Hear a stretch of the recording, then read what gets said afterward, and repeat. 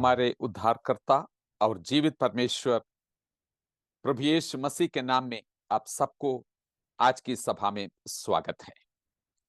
पिछली बार इब्रानियों की 12 अध्याय की पहला पद हम देख रहे थे, जिसमें वो दौड़ जिसमें हमें दौड़ना है, धीरज से दौड़ने के लिए हमें उत्साहित किया है। आज इब्रानियों 12 की 2 और 3 पद में मैं फोकस करना चाहूंगा। आप मेरे साथ उस पद को देख लीजिएगा। यीशु की ओर ताकते हुए आगे बढ़ने के लिए यहां पे हमें उत्साह दिया है। मैं उन पदों को पढ़ना चाहूंगा, 2 और 3 पद इब्रानियों 12। और विश्वास के कर्ता और सिद्ध करने वाले यीशु की ओर ताकते रहें, जिसने उस आनंद के लिए जो उसके आगे धरा था, लज्जा की कुछ चिंता न करके क्रूस का दुख सहा और सिंहासन पर परमेश्वर की दाहिने जा बैठा। इसलिए उस पर ध्यान करो, जिसने अपने विरोध में पापियों का इतना वाद विवाद सह लिया कि तुम निराश होकर हियाव ना छोड़ो। निराश होकर हियाव ना छोड़ो। हमें ये उत्साह यहां पर मिलते हैं।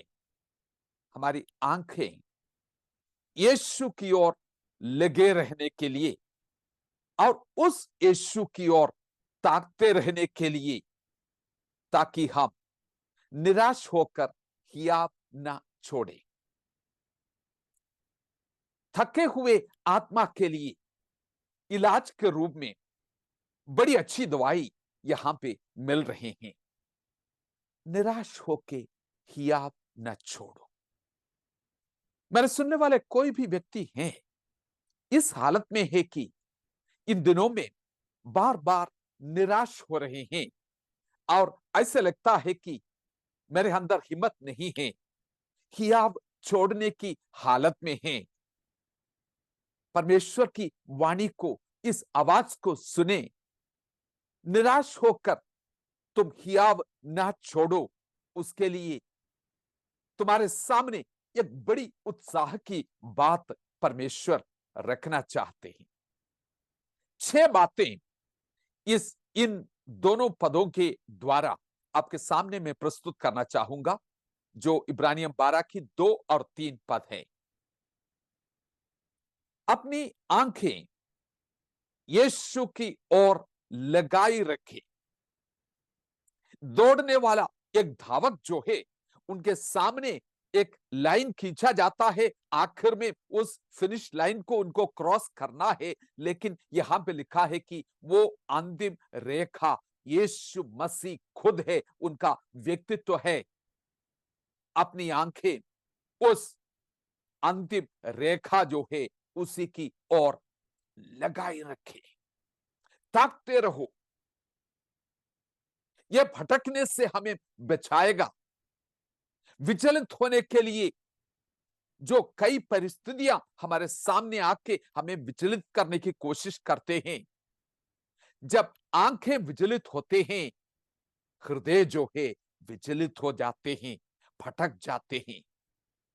इसलिए जो चीजें हमें भटकाने के लिए आते हैं, उसी से नजर हटा के यीशु पर नजर लगाओ।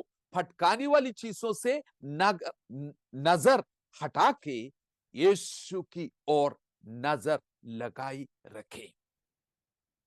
मेरे प्रियो, मैं पूछना चाहूंगा, कई बार जब हम इस दौड़ में हैं, हमें क्या क्या दिखाई देते हैं इस दौड़ में, मसीही जीवन की इस दौड़ में, विश्वास की इस दौड़ में क्या क्या आपको दिखाई देते हैं? अक्सर हमारी बातचीत हमें धोखा दे जाती है, क्योंकि कई बार हम कहते हैं बहुत सारे रुकावटें हैं, कई किस्म की चीजें हमारे सामने हैं, बहुत मुश्किल है, लोग और दर्द और परेशानी और समस्याएं और बंदीगृह और बहुत सारी चीजें, और कुछ लोगों की फटकाने की आवाज, धमकी की आवाज और हंसी मजाक, ये सारी चीजें, या यहां तक हाथ फैलाने वाले भीड़ को भी कई बार हमें दिखाई देते हैं। मेरे सवाल यह है, अगर ये सारी चीजें हमारे आंखों के सामने इस दौड़ में दिखाई दे रहे हैं, तो हमारे आंखें कहां लगाए रखा है? अगर यीशु की ओर हम अपनी नजर लगाए रखा है, तो ये सारी चीजें हमें कैसे दिखाई देते हैं? आपको याद होगा, एक बार पतरोस और बाकी लोग जो है नाव में चल रहे थे, और उस रात की अंधेरे में जब यीशु मसीह उनके पास आया था, और पतरोस बोल रहे थे कि अगर प्रभु आप है तो बोल दे, मैं पानी के ऊपर चल के आपके पास आ जाऊं। हाँ, आ जाओ। पतरोस ने चल पड़ी, लहरों के ऊपर, पानी के ऊपर, समुद्र की पानी के ऊपर चलना वो शुरू किया था। लेकिन थोड़ी ही देर में वो एकदम आंधी और लहर को देख के वो डूबने लगी। किस कारण से? यीशु की ओर नजर हटाने के कारण से। मसीह की ओर नजर लगा के रखना और लगातार उसी को ही देखते रहना बहुत ही महत्वपूर्ण है। क्योंकि मसीह यीशु में जो ऊंचा बुलाहट की ओर बढ़ते जाने के लिए, चले जाने के लिए हमें उत्साह दिया है, उसके समान बनना, ये हमारी बुलाहट है। दौड़ने के लिए कितना प्रोत्साहन है कि इसी बड़ी इनाम के लिए हम बुलाए गए हैं। यीशु की ओर ताकते रहना और यीशु की ओर बनते रहने के लिए इस दौड़ में लगे रहो। फिलिपियों की पुस्तक 3 अध्याय में पौलुस प्रेरित कहते हैं कि एक चीज मैं करता हूं। एक चीज वाले व्यक्ति और बहुत सारे चीजों वाले व्यक्ति। आप कौन सी किस्म की व्यक्ति है? एक चीज देखने वाले हैं या बहुतेरे चीजों वाले व्यक्ति हैं? परमेश्वर के लिए, प्रभु यीशु मसीह के लिए लालायित होकर चलने वाले एक व्यक्ति, उसका विशेष गुण यह होगा कि वो एक ही चीज को देखते हैं, वो एक ही चीज की परवाह करते हैं, वो एक ही चीज के लिए जीते हैं, और वही एक चीज उसके जीवन को कब्जा कर रहे हैं। वो है परमेश्वर को खुश करना, प्रभु को प्रसन्न करना, और उसी की ओर मेरे दौड़ बनाए रखे और उसी की ओर चलते रहे। वही एक चीज देखने वाला व्यक्ति जो है, सचमुच में वही प्रभु के लिए जलन से आग अंदर जलते हुए प्रभु की ओर लालायित होकर चलने वाला व्यक्ति वो है। बहुत चीज वालों के लिए ताकना बहुत मुश्किल होगा, क्योंकि उनका दिमाग जो है ऐसे चलते हैं, उनके विचार, उनके नजर जो है इधर उधर भटक जाते हैं। लेकिन एक चीज वाले लोग अलग हैं, उनकी नजर एक ही जगह पर रखी है और उसी की ओर अग्रसर होते हुए आगे बढ़ते वो चले जाते हैं। आलसीपन के लिए उनके जीवन में कोई भी जगह नहीं। आगे की ओर झुके हुए निशाने की ओर बढ़ते जाने वाले वो व्यक्ति हैं।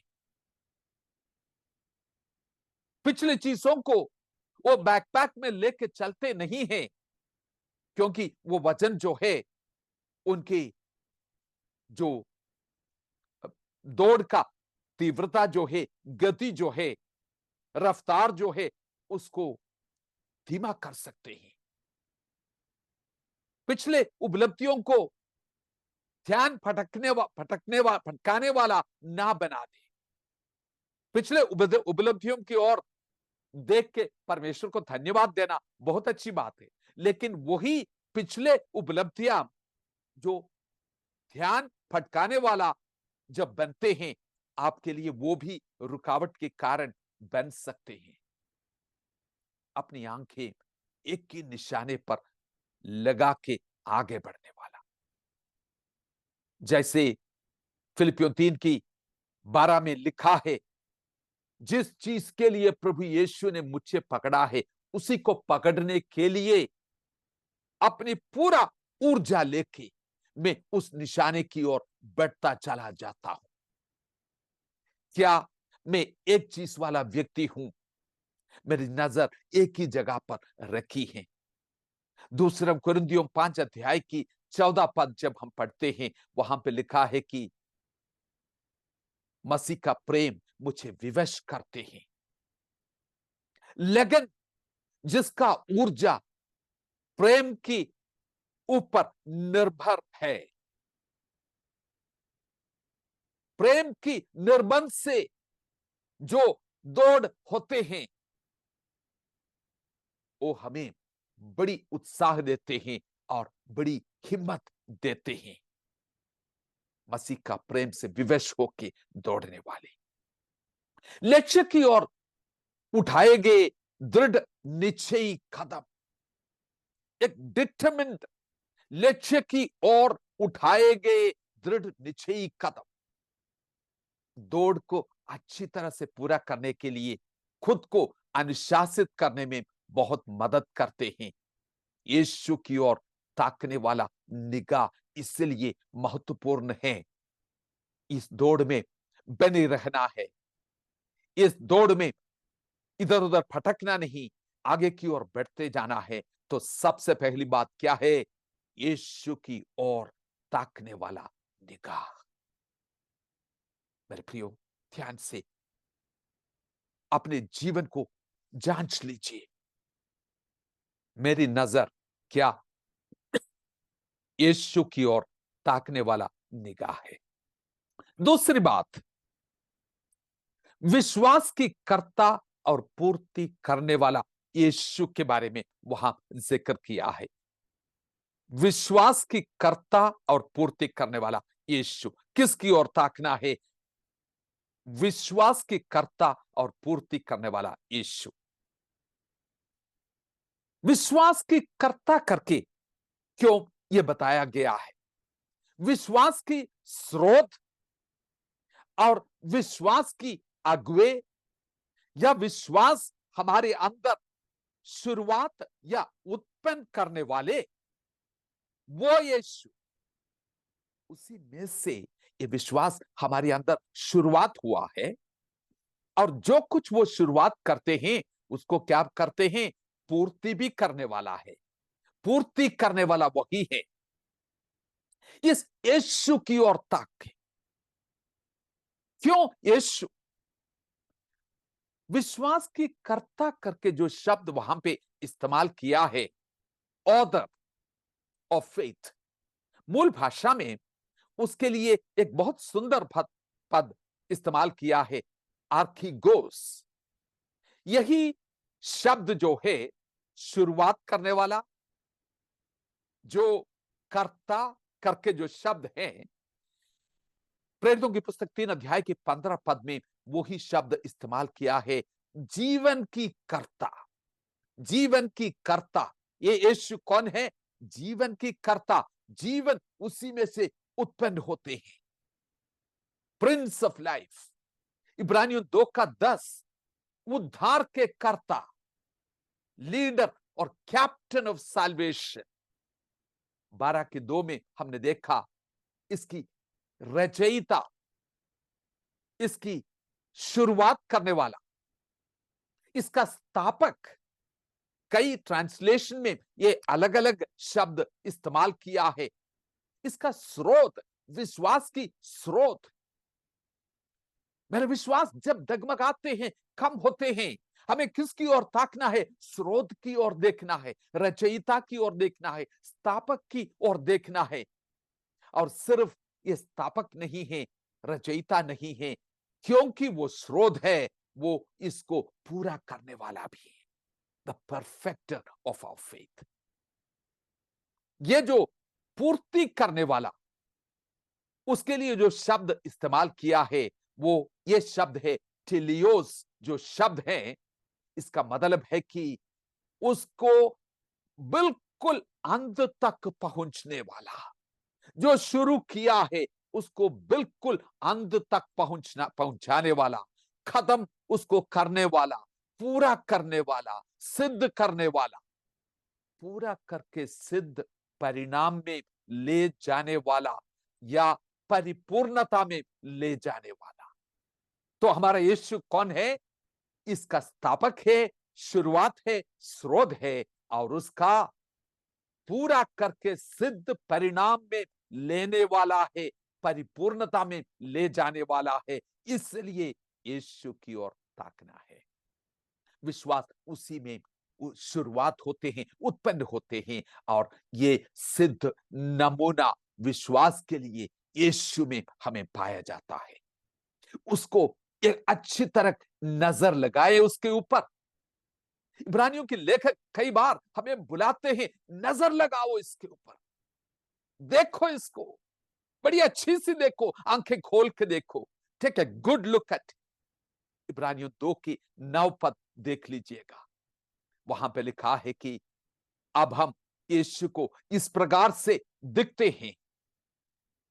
ये यीशु थोड़ी ही समय के लिए स्वर्गदूतों की से कम करके, थोड़ी ही समय के लिए जो बनाया गया, मृत्यु की स्वाद चखने के लिए, दुख उठाने के लिए, लेकिन आज वो जो है आदर और महिमा के मुकुट पहने हुए महिमा में विराजमान है। उसको देखें।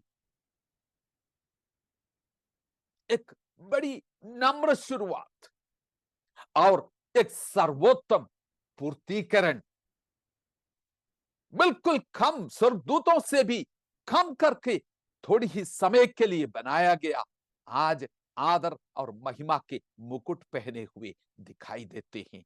नम्र शुरुआत और सर्वोत्तम पूर्तिकरण, ये अल्फा और ओमेगा करके वो पुकारा गया है। आदि और अंत वही है, प्रथम और आखिरी वही है।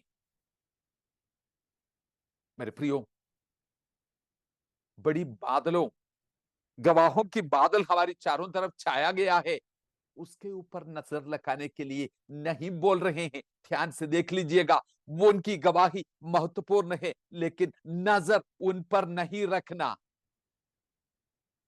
उनकी गवाही शक्तिशाली है, उत्साहवर्धक है, लेकिन उनके ऊपर नजर नहीं लगना। किस पर नजर रखना है? यीशु की ओर ताकते रहना, इस यीशु की ओर। पहला पत्रोस 5 अध्याय की 10 पद इस प्रकार से कहते हैं कि थोड़ी ही समय दुख उठाने के बाद सारे अनुग्रह के परमेश्वर जिसने हमें बुलाया, उसकी अनंत महिमा जो प्रभु यीशु मसीह में है, उस महिमा के लिए हमें बुलाया। आखिरकार वो ही हमें सिद्ध और सामर्थ वाली और स्थिर करेगा, ये परमेश्वर। इसलिए उसी की ओर हम ताकते रहें, उस यीशु की ओर ताकते रहें। यही हमारा बुनियाद है और विश्वास की परिपूर्णता है। बुनियाद और परिपूर्णता, शुरुआत और पूरक यही है। तीसरी बात, कौन सी यीशु की ओर देखने के लिए बता रहे हैं, कौन सी यीशु की वर्णन यहां पे हमें मिलते हैं। एक ऐसी यीशु नहीं है जो मीक एंड माइल्ड करके बताया गया है। ये ऐसी यीशु नहीं है जो जीसस पावर, सुपर पावर करके बहुत सारे लोग आज प्रचार करते हैं। वो यीशु को नहीं विस्तार किया है। वहां पे रास्ता दिखाने वाले, चमत्कार करने वाले, सामर्थी हीरो यीशु की ओर ताकने के लिए नहीं बुला रहे हैं। कौन सी यीशु को वहां प्रस्तुत किया है? सताव में से होकर दौड़ पूरा किया यीशु की ओर ताके। ये बड़ी गंभीरता के साथ इब्रानियों के लेखक उसी उसी यीशु की उस पहलू को वो चुनते हैं, सताव में से होकर दौड़ पूरा किया यीशु की ओर। पीड़ित कलीसिया हमेशा इस यीशु को अपना मापदंड बनाते हैं। मेरे प्रियो, वर्तमान संसार में रहते हुए जब कलीसिया पीड़ाओं में से होकर निकलते हैं, किस यीशु की ओर हमें ताकना है? सताव में से होकर दौड़ पूरा किया यीशु की ओर हमें ताकना है। उसने यह दौड़ कैसे पूरा किया? सताव में से होकर, उन परिस्थितियों में से होकर, उन विरोधाभास परिस्थितियों में से होकर जब वो निकला, उनके आगे रखा हुआ कौन सी इनाम के लिए वो दौड़ रहे थे? वहां पे लिखा है कि जो आनंद उनके सामने रखा गया था, वो आनंद अपने पिता को खुश करने की आनंद हो सकते हैं, उनको महिमा देने की आनंद हो सकते हैं। एक तरह से ये भी कह सकते हैं कि हम उसके आनंद है जिसके लिए वो ये दौड़ को दौड़ रहे थे। उसने किया क्या?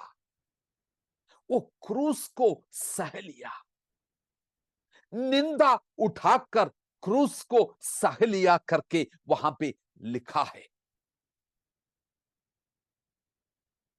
और इसको पूरा करके पिता की दाहिनी ओर वो जा बैठा। बड़ी विरोधाभास में से होकर निकला हुआ एक यीशु। क्या विरोधाभास में से होकर उनको निकलना पड़ा? आपको पता है, उनको विस्तार करने वाला पिलातुस जो न्यायी है, वो कहते हैं कि इस इंसान के अंदर कोई भी पाप नहीं है, लेकिन इसके बावजूद क्रूसीकरण के लिए उसको क्यों सौंपा गया? ये जीवन की स्रोत है, मृत्यु उनको क्यों चखना पड़ा? जीवन के कर्ता को मृत्यु क्यों चखना पड़ा? यह सबको न्याय करने वाला न्यायी है, लेकिन उसको खुद न्याय क्यों नहीं मिल रहे हैं? ये राजाओं का राजा है, प्रभुओं का प्रभु है, ये कैसे सबसे निम्न किस्म की दास कैसे बन गया? ये प्रेम की सागर है। क्यों इतनी घृणित व्यक्ति के रूप में उनके ऊपर टट्टा उठाए जाते हैं? क्यों? यह बड़ी विरोधाभास है। ये बहुत ही सिद्ध जीवन इस संसार में बिताया, लेकिन उससे सबसे बुरे अपराधियों की सजा क्यों दी गई? यह सवाल पूछने वाली है। यह शांति के राजकुमार है, उसके बदले बरबास को क्यों चुना गया? हां जी, सचमुच में यह बड़ी विरोधाभास है। जब शर्मिंदगी उसके ऊपर फेंका गया, वो कोई परवाह नहीं किया। उसने बोला, शर्म, मैं तुम्हारे बारे में परवाह नहीं करता। इस शर्म को ले लूंगा मैं अपने ऊपर, जो थोका गया है, थोपा गया है, इस शर्म को ले लूंगा मैं अपने ऊपर। लेकिन इसी के द्वारा मैं पिता को खुश करूंगा और मेरे इनाम को मैं पाऊंगा। मेरे मिराज, मेरे दुल्हन, मेरी आनंद, मेरे मुकुट को मैं पाऊंगा। इसलिए हमको कहते हैं कि लक्ष्य पर लगी आंखें विश्वास की बुनियाद और पूरक, और तीसरा, विश्वासी योग्य प्रभु जो विरोध हमारे लिए सह लिया यीशु, उसी की ओर हम ताकते रहे। 14 बात मैं आपके सामने शेयर करना चाहूंगा, वो ये है, इब्रानियों की लेखक कहते हैं, उसकी ओर देखो, कंसिडर हिम, उस पर ध्यान करो।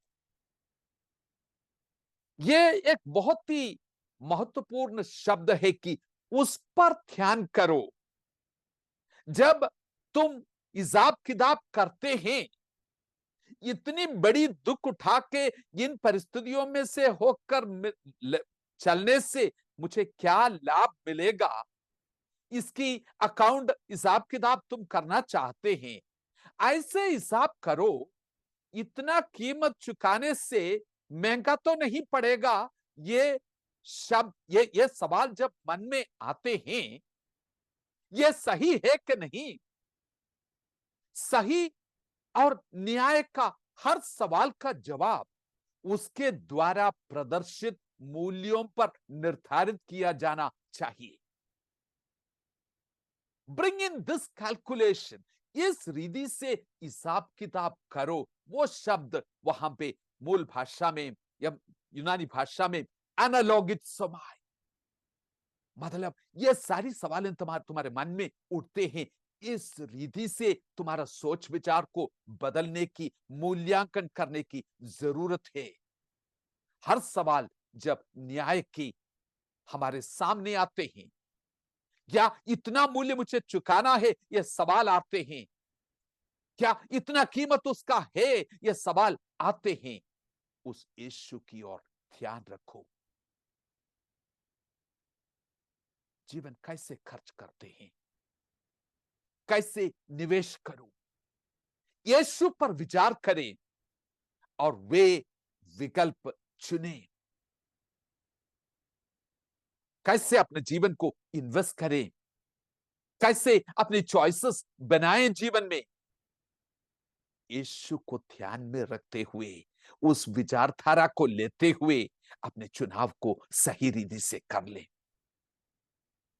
उसी के ऊपर उस विचार करें जो बड़ी कठिनाइयों को सामना करते हुए गया हुआ यीशु।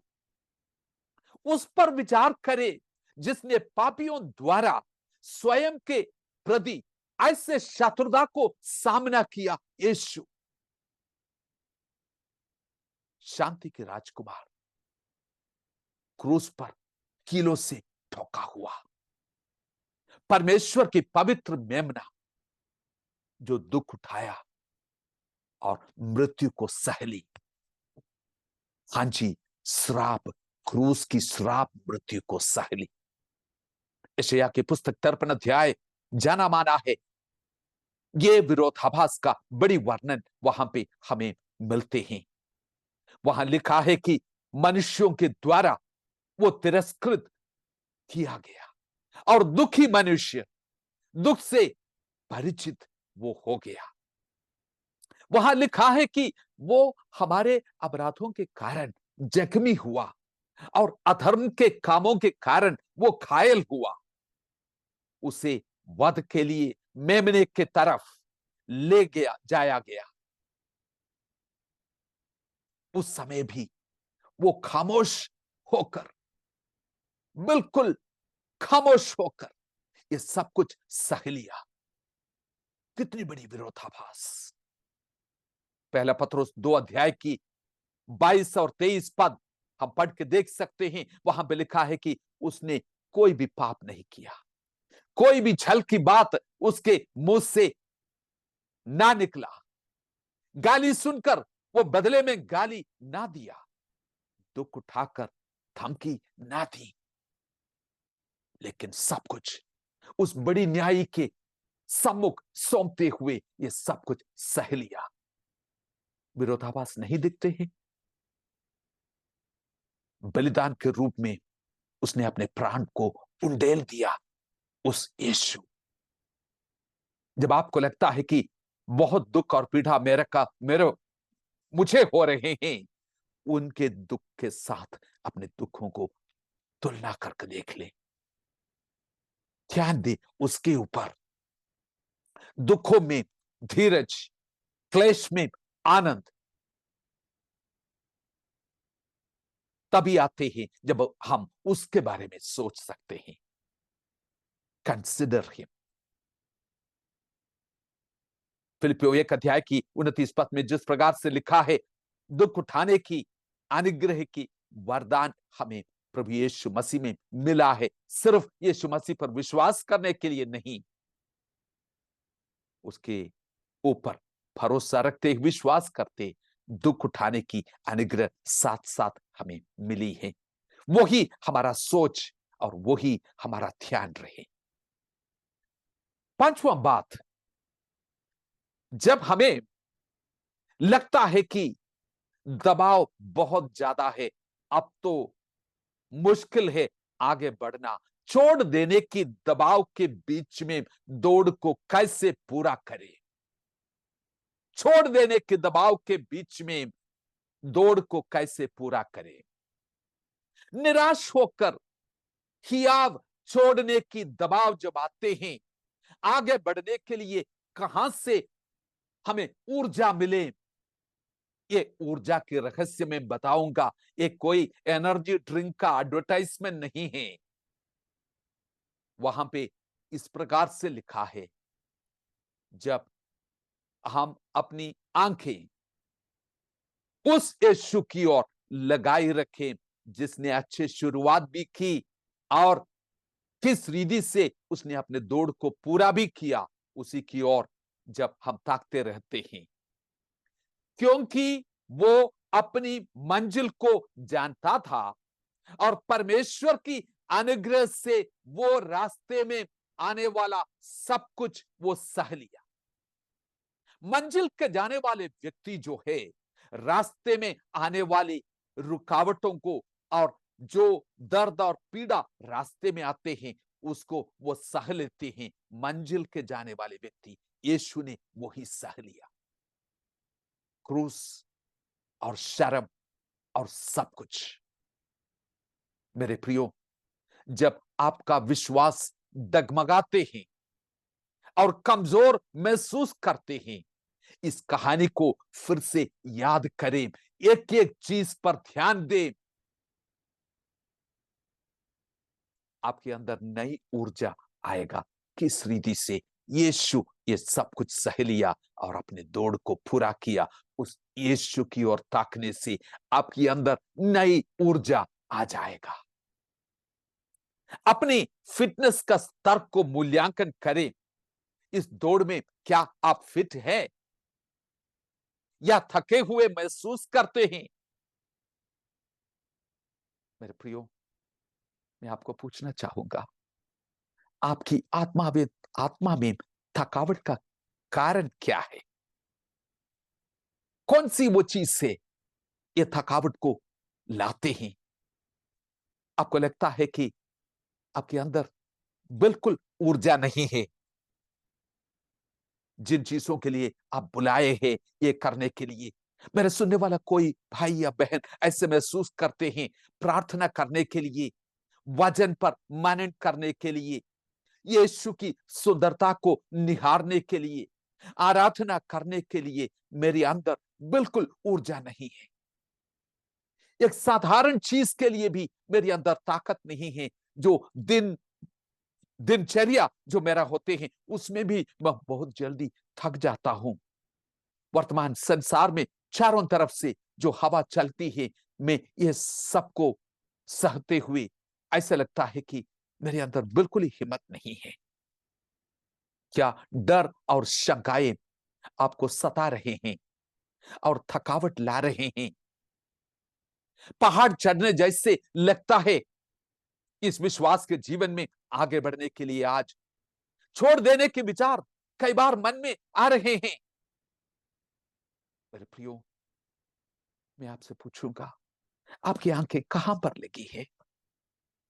कौन सी वो आवाज है दिन भर आप सुनते हैं? ज्यादातर कौन सी आवाज आप सुनते हैं?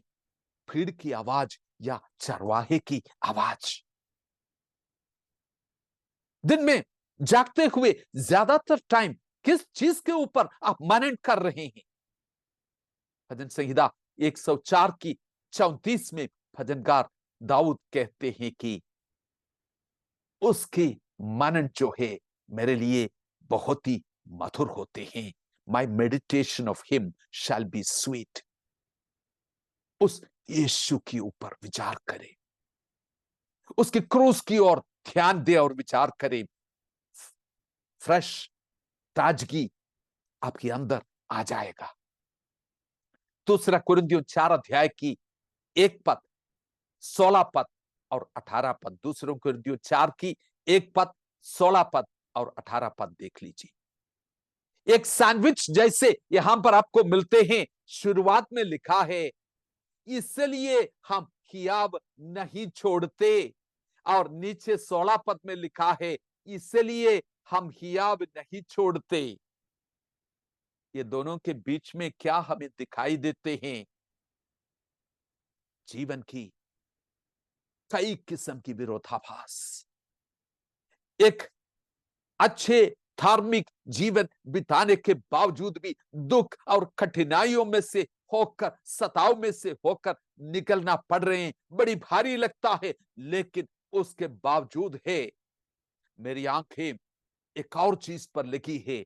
आनंद, भारी महिमा मेरे लिए इंतजार कर रहे हैं। आनंद, भारी महिमा। इसलिए हम हियाव नहीं छोड़ते हैं। इसलिए 18 पद में लिखा है कि देखी चीजों के ऊपर हम ध्यान नहीं देते हैं, लेकिन अनदेखी चीजों के ऊपर, क्योंकि देखी चीजें तात्कालिक है, अनदेखी चीजें अवधि है। पौलुस के साथ मिलके आप कह सकते हैं, इसलिए मैं हियाव नहीं छोड़ता। मेरे अंदर आज भी हिम्मत है आगे दौड़ने के लिए। छठवीं बात, फाइनली दौड़ पूरा करके सिंहासन पर परमेश्वर की दाहिनी ओर जा बैठा यीशु को देखें। वो हमें क्या बताते हैं? विजयी यीशु हमें हिम्मत देते हैं। बड़ी विरोधाभास, उन दुष्टों के हाथ से सह लिया हुआ यीशु, बड़ी विरोधाभास और सताव और दर्द सह लिया यीशु विजयी होकर पिता की दाहिनी ओर जा बैठे हैं मेरे लिए। पौलुस प्रेरित जो है, कई बार अपनी नजर वहीं पे ले जाते हैं। पौलुस के जीवन को जब हम देखते हैं, जिस समय वो परमेश्वर प्रभु यीशु मसीह की अनुग्रह के पकड़ में आके अपनी सफर की शुरुआत की, पहला उसका जॉब डिस्क्रिप्शन जो है, प्रेरितों की 22 अध्याय की 14 और 15 पद में लिखा है, पौलुस को बताया गया है कि इसी के लिए तुम इस दौड़ में भर्ती किया गया है, उसकी इच्छा को जानने के लिए, उसकी चेहरे को, द राइचियस वन, उस धर्मी की चेहरे को निहारने के लिए, और उनकी मुंह से आने वाली शब्दों को सुनने के लिए, और जो तुमने देखा है और सुना है उसकी गवाही देने के लिए, इसी के लिए तुम भर्ती गए हैं। आगे बढ़ते हुए तीसरा मिशनरी जर्नी खत्म करते, प्रेरितों की 20 की 26 में वो कहते हैं, मेरा एक ही उद्देश्य है, जिस दौड़ में मुझे भर्ती किया है, प्रभु यीशु मसीह की अनुग्रह की, महिमा की, सुसमाचार की गवाही देने के लिए मुझे जो सौंपा गया है, उसको मैं आनंद के साथ पूरा करना चाहता हूं। अपनी दौड़ की अंतिम चरण में आते हुए वो अपनी सर्वोत्तम अभिलाषा फिलिपियों 3 का 10 में बताते हैं कि मैं उसको जानना चाहता हूं, उसकी मृत्युंजय की सामर्थ को अनुभव करना चाहता हूं, उसके साथ दुख उठाने के द्वारा। एक ऐसी इंसान आपको दिखाई देते हैं जिसके अंदर अभी भी लगता है कि ऊर्जा है, वो आखिरी दौड़ने के लिए, सफर की अंत में हिम्मत के साथ वो फाइनल जो लाभ है, उसके लिए भी उनके अंदर ऊर्जा है, ऐसे लगते हैं।